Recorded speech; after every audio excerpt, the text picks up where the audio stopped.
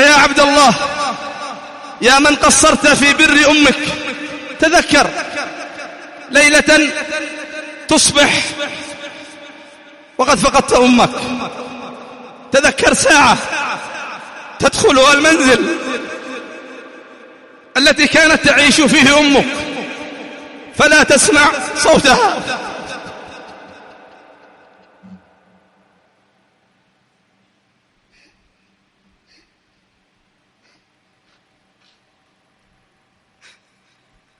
تذكر تلك اللحظة التي لا ترى فيها رسمها ولا تبصر ثيابها.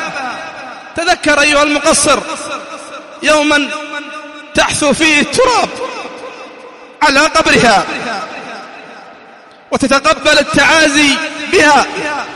تذكر لعلك تصحو من تقصيرك بأمك، وإلا فسل ذاك الذي فقد أمه كيف صارت حياته، وكيف تغير طعم الحياة بعد موتها.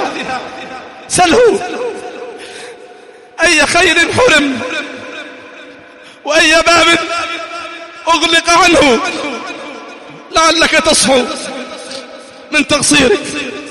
سل ذاك الذي فقد أمه وخلفها في المقابر أي شيء فقد؟ فقد سندا عظيما، فقد من كانت تدعو له. الدعاء الكثير، الدعاء العظيم في كل وقت وحين.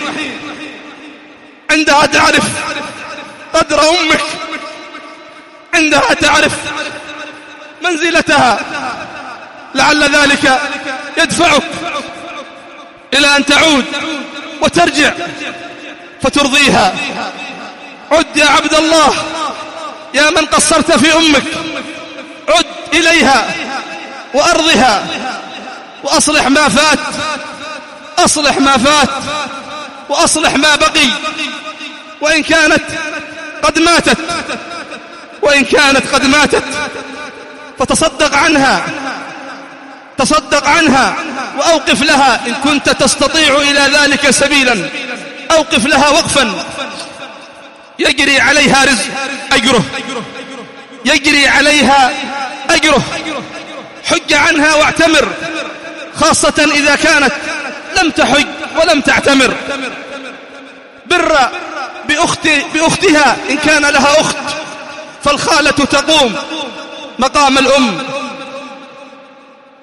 بر أختها فإن الخالة تقوم مقام الأم كما في الحديث المتقدم. وادعوا لها، ادعوا لأمك الدعاء الكثير في فرضك ونفلك وفي سفرك وترحالك وحضرك. ادعوا لها بالليل والنهار وفي الأوقات التي يستجاب فيها الدعاء. وقل رب ارحمهما كما ربياني صغيرا. أقول ما تسمعون واستغفر الله إنه هو الغفور الرحيم.